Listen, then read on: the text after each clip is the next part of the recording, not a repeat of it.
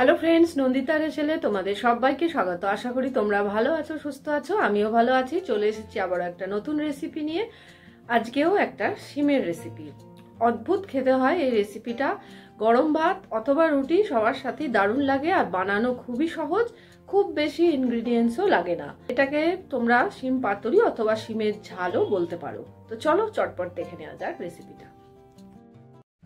এখানে আমি প্রায় 10-12টার মতন এইরকম বড় সাইজের শিম নিয়েছি। শিমগুলোকে আমি কিন্তু ধুয়ে নিয়েছি প্রথমে, তারপর এইভাবে কেটে নেব। এর যে শিরাটা থাকে সেই শিরাটা ছুরি দিয়ে এভাবে ছাড়িয়ে নিচ্ছি। তারপর প্রত্যেকটা শিমকে আমি দুটো টুকরো করে নেব। যেহেতু বড় বড় শিম তাই জন্য দুটো করে টুকরো করে নিচ্ছি। তবে এই রেসিপিটা কচি শিম দিয়ে আরো ভালো হয়। তো কচি শিম তো এখন আমি বাজারে পাইনি, এই শিমগুলোই নিয়ে এসেছি। আর এই শিমগুলোকে প্রথমে একটু আমি ঢাকা দিয়ে দিয়ে ভেজে নেব। তো শিমগুলোকে এইভাবে কেটে নিচ্ছি প্রথমে।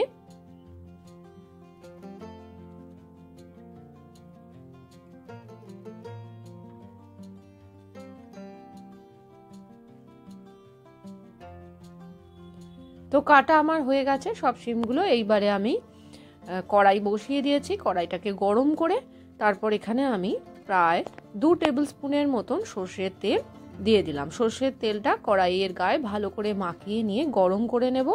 তারপরে আমি অল্প করে লবণ আর সামান্য একটু হলুদ দিয়ে শিমগুলোকে হালকা ভেজে নেব। অবশ্যই ঢাকা দিয়ে দিয়ে ভাজবো, তাতে ভাজাটাও হবে আর শিমটা অর্ধেক কুকও হবে।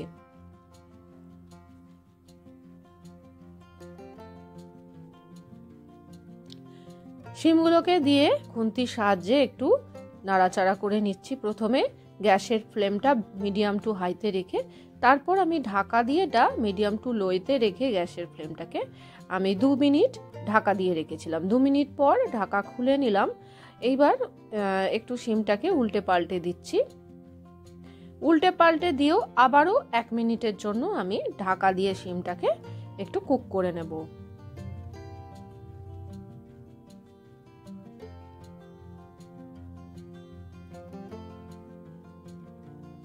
তো কিছুক্ষণ আমি এটা ঢাকা দিয়ে কুক করার জন্য রেখে দিলাম। এদিকে একটা মশলা করে নিচ্ছি। প্রায় 1/2 চামচের মতন কালো সর্ষে আর 1 চামচের মতন সাদা সর্ষে এখানে নিয়েছি। আর 4-5টা মতন কাঁচা লঙ্কা আমি দিয়ে দিচ্ছি। আর সামান্য একটু লবণ দিয়ে প্রথমে এটা একটু শুকনো গ্রাইন্ড করে নেব। খুব বেশি মশলা এই রান্নাটায় লাগে না, খুব অল্প উপকরণ দিয়ে এটা হয়ে যায়। তো প্রথমে আমি শুকনো গ্রাইন্ড করে নিলাম। এবার আমি এর মধ্যে দিয়ে দেব একটু কুড়োনো নারকেল। কুড়োনো নারকেলটাকে দিয়ে আমি সামান্য একটু জল অ্যাড করে এর একটা মিহি পেস্ট তৈরি করে নেব। এখানে তোমরা পোস্তও দিতে পারো। তো পোস্ত আমি অ্যাড করিনি। এ দেখো শিমগুলো আমার ভাজা হয়ে গেছে। তো ভাজা হয়ে যাবার পর আমি শিমগুলোকে একটা পাত্রে তুলে নিচ্ছি।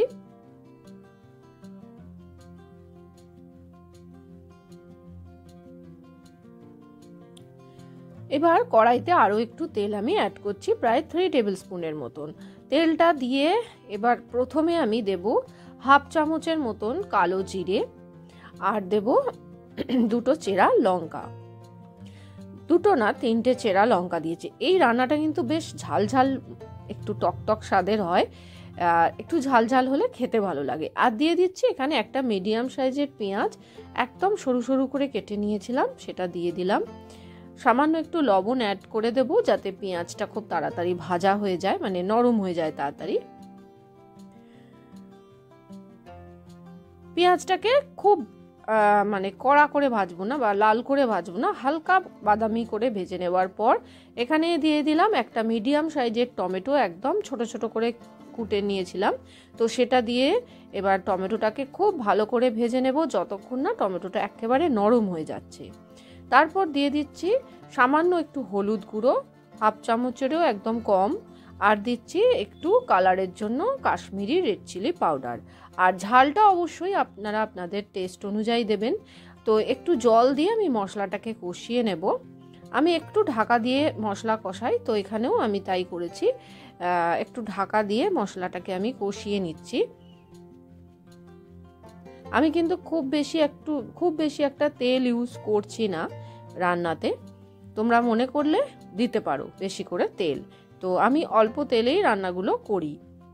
এবার যে পেস্টটা বানিয়েছিলাম সর্ষে, কাঁচা লঙ্কা আর নারকেলের, সেই পেস্টটা আমি দিয়ে একটু পেঁয়াজ টমেটোর সাথে হালকা কষিয়ে নিচ্ছি। খুব বেশি কষানোর দরকার নেই, যেহেতু সর্ষে বাটা আছে তেতো হয়ে যাবে। তো কয়েক সেকেন্ড কষিয়ে নেবার পর ভেজে রাখা শিমটা এর মধ্যে দিয়ে দিলাম। এবার শিমের সাথে মশলার সাথে খুব ভালো করে নেড়ে চেড়ে মিশিয়ে নেব।